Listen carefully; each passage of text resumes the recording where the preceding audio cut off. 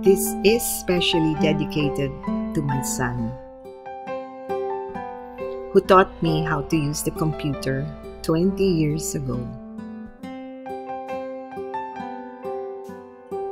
Now, at 65, I have never stopped learning.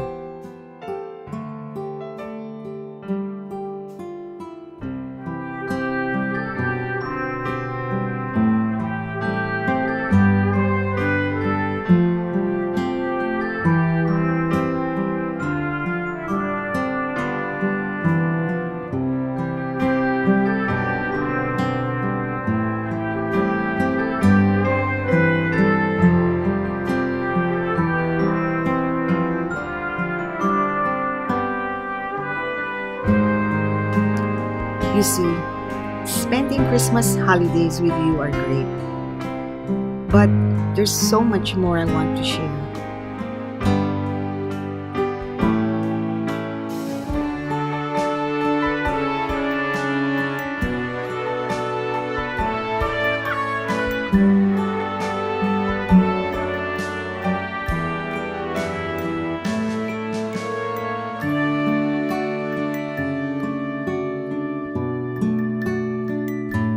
I am so blessed to be your mom.